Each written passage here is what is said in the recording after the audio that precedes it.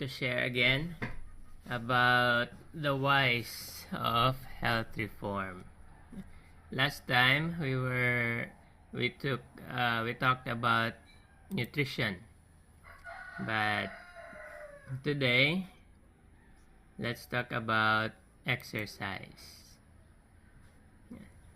But before we start, I would like to ask everyone for a prayer. Father in heaven, once again we come before Thee to ask for Your presence. May You be with us, with the Holy Spirit, to guide us into all truth and give us the knowledge and the wisdom we need for us to understand Your Word. Help us see the importance of exercise, and may You help us implement it or live it in our lives, that we may receive the benefits that You have designed to give us through these things. May You forgive us from all our sins, and may You help us cleanse our hearts and minds from everything that is hindering us from receiving the truth.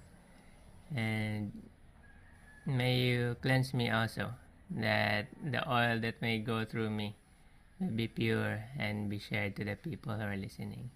In Jesus' name I pray. Amen. So, why do we need to exercise?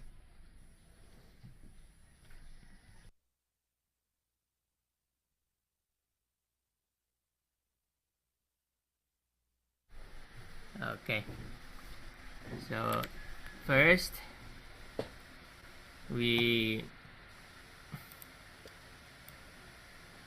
what is the meaning of exercise?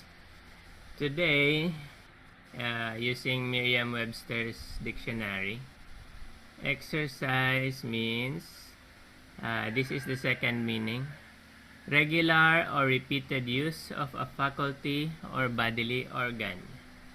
Bodily exertion for the sake of developing and maintaining physical fitness. So, one of the meanings of exercise in our language today is the exercise that is going to the gym. Regular repeated use of a faculty or bodily organ to be healthy, for health. In the 1828 edition, Noah Webster's dictionary, this is what exercise means. In general sense, any kind of work, labor, or exertion of body. So, in general, exercise simply means moving our body. When we use it, we exert some strength. That is exercise. That's what exercise means in 1828. And the more specific are these: use, employment, exertion as the exercise of the eyes or the senses or of any power of body or mind. Exertion of the body as conducive to health. Action, motion by labor, walking, riding, or other exertions.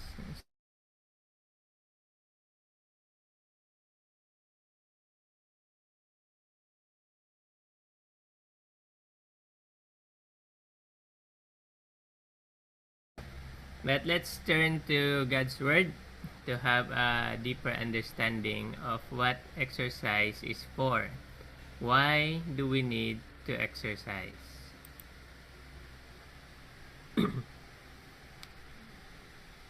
It says here, Adventist Home, page 27, paragraph 2.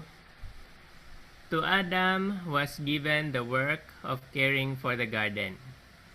The Creator knew that Adam could not be happy without employment. The beauty of the garden delighted him, but this was not enough. He must have labor to call into exercise the wonderful organs of the body. Had happiness consisted in doing nothing, man in his state of holy innocence would have been left unemployed. But he who created man knew what would be for his happiness, and no sooner had he created him than he gave him his appointed work. The promise of future glory and the decree that man must toil for his daily bread came from the same throne. So, why do we need to use our body to exert uh, force or strength? It is for our happiness. God designed us to exercise so we can be happy. I remembered when I just graduated in college that I decided to have a break, to not yet look for work and just laze around.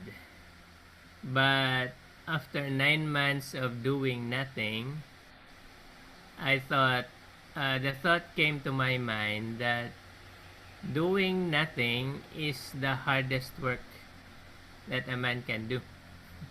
It is so boring, and it even made me think that you can go crazy if you do not do anything. You can go crazy. So, what God designed us to do is really true. If we do something that is worthwhile, we can be happy. It will make us happy. So that's why God gave us some work. When He made Adam, He gave Adam the work of maintaining the garden. That is for his happiness and for ours too. So we need to do something beneficial. We need to exert our body in order for us to be happy. So one of the reasons why God told us to exercise is for our happiness. In 283 paragraph 3, Adventist Home, children should be taught very young to be useful, to help themselves and to help others. Many daughters of this age can, without remorse of conscience, see their mothers toiling, cooking, washing, or ironing, while they sit in the parlor and read stories, knit, edging, crochet, or embroider. Their hearts are as unfeeling as stone. So, the children who are not taught to exert their bodies when they were young, they become unfeeling. So their hearts are not developed to become holy. And that is not good. We need to develop the Christian character in order for us to go to heaven. So we must start our children young, to tell them, to guide them, to enjoy and be happy in helping others, to do things for themselves and not just wait and be like a princess in a house. But where does this wrong originate? Who are the ones usually most to blame in this matter? The poor, deceived parents. They overlook the future good of their children. So if we do not teach our children to work, we are overlooking the future good of our children. And in their mistaken fondness, let them sit in idleness or do that which is of but little account, which requires no exercise of the mind or muscles, and then excuse their indolent daughters because they are weakly. So another purpose why we need to exercise, to exert our muscles or our minds, is because we need to strengthen our bodies. We need to be strong. And in order for us to be strong, we need to exercise our body. the more we exercise our body, the stronger it gets. But we need to be temperate still. Overwork, if we do things beyond our capacity, it will also break us down. So, for us to become strong, we need to exercise. What has made them weakly? In many cases, it has been the wrong course of the parents. A proper amount of exercise about the house would improve both mind and body. But children are deprived of these through false ideas until they are averse to work. So, I hear a lot of these words lately, that when someone tells their children to help to work, other people will say, "Oh no, don't do it. She's too young. She's too young to do it." But the result of it is the children become averse to work. They become used to being idle and do nothing and just wait for their parents to do things, that they hate working when they grow up. And that's not good for them, because what if their parents, God forbid, die early? They will not know what to do, and most of the time it will result for them to do crimes, to become criminals, because they're used to easy things and not used to doing hard work. But as we have said, it has to be a proper amount of exercise. Not too heavy, just the right amount. It's for their development, for them to be strong and to improve both mind and body. If your children have been unaccustomed to labor, they will soon become weary. So this is true. Even for us adults.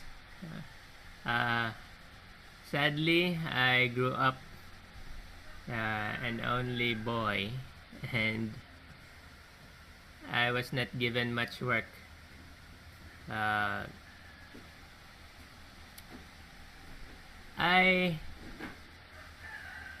I'm not used to heavy lifting. So this is the result. They will complain of side ache.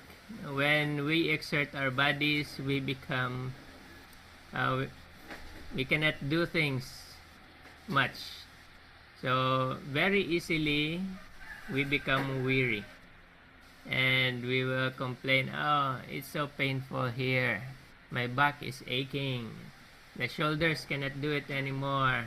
My hands are tired." So this will be the complaints. And it says here, you will be in danger through sympathy of doing the work yourselves rather than have them suffer a little. So, especially when we hear these words from our children, our little ones, we are in danger of letting them rest and we do the work ourselves. But God said, "Let the burden upon the children be very light at first, and then increase it a little every day." So, start small, start light, but then it gets heavier. The work gets heavier until they can do a proper amount of labor without becoming so weary. So, this is how to build our strength. So we must start light and then increase a little every day, and our muscles will develop. our brain power will develop. So, exercise is for us to develop our body and mind.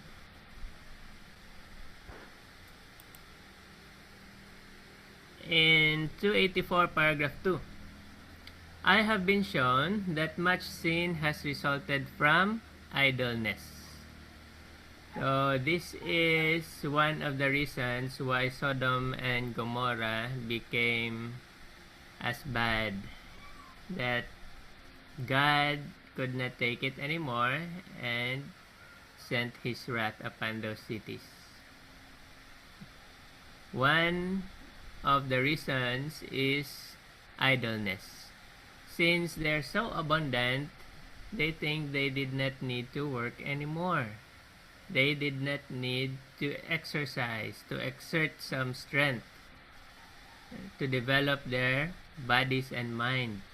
And sin resulted.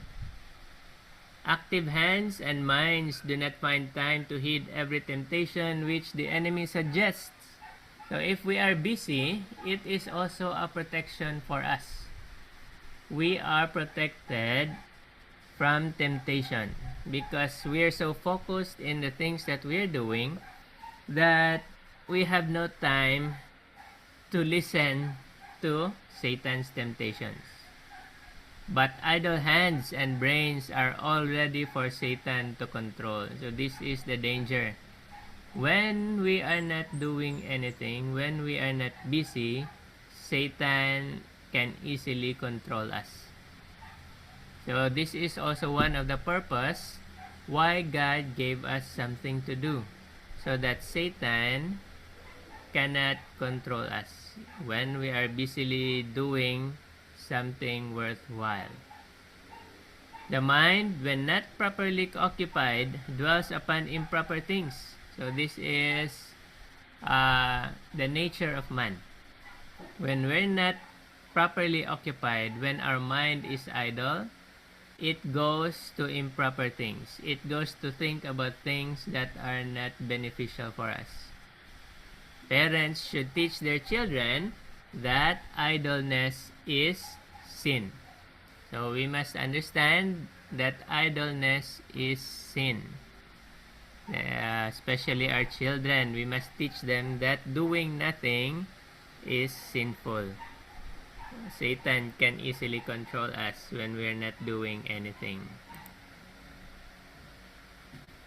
There is nothing which more surely leads to evil than to lift all burdens from children.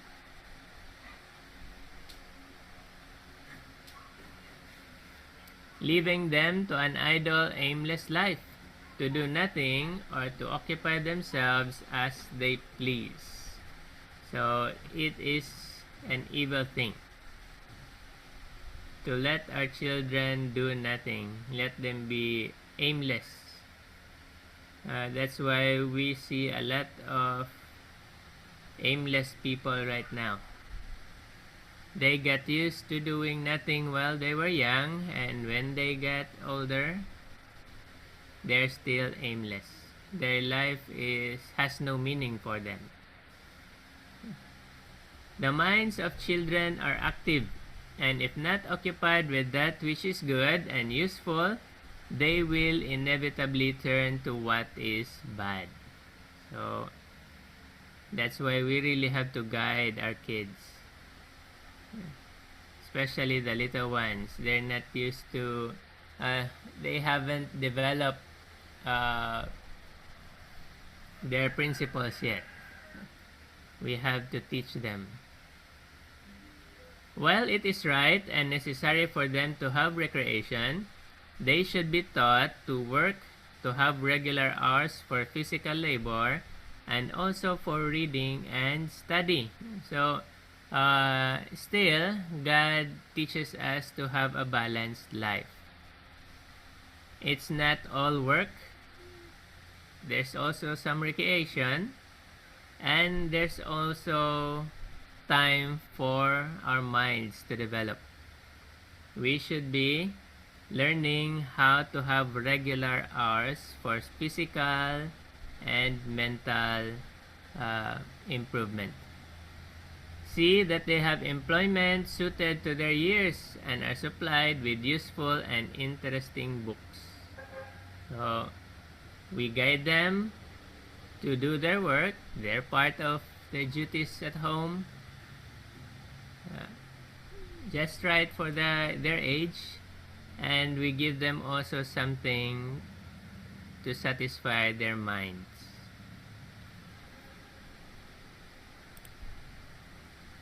Help your children, parents, to do the will of God by being faithful in the performance of the duties which really belong to them as members of the family. So we are to teach our children that if they really want to be part of the family, they have their part, they have their duties to do at home. This will give them a most valuable experience. Most valuable experience.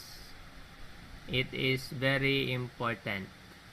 The experience of doing their duties at home is very important.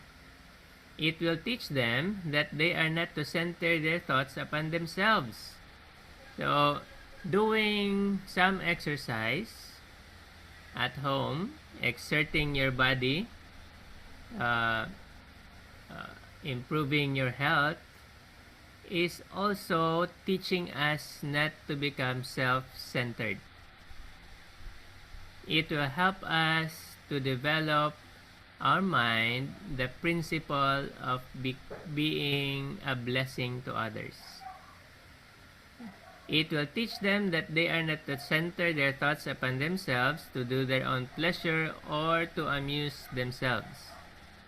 Patiently educate them to act their part in the family circle, to make a success of their efforts, to share the burdens of father and mother and brothers and sisters.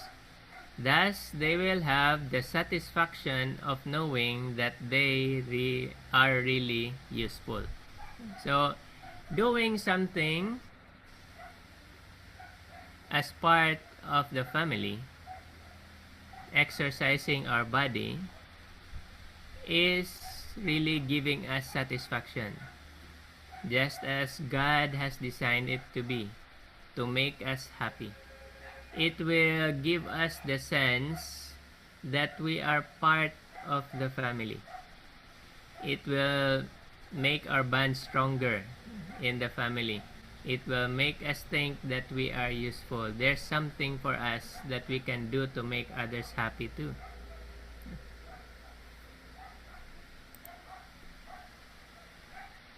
Children can be educated to be helpful. They are naturally active and inclined to be busy. So it's natural, they have a lot of energy. Children have a lot of energy. And this activity is susceptible of being trained and directed in the right channel. Children may be taught, when young, to lift daily their light burdens. Each child having some particular task for the accomplishment of which is responsible to his parents or guardian. So, we really have to give them some specific things to do, the children. We really have to give them something to do. We need to guide them. They will thus learn to bear the yoke of duty while young, and the performance of their little tasks will become a pleasure. Because in a child's eye, something that they do really is just playing. They almost instinctively relate the things that they do as playing, to enjoy it, bringing them a happiness that is only gained by well doing. They will become accustomed to work and responsibility and will relish employment. They will enjoy doing something, perceiving that life holds for them more important business than that of amusing themselves. So, it will also develop the mind to not think of just amusements, to think that there's something to do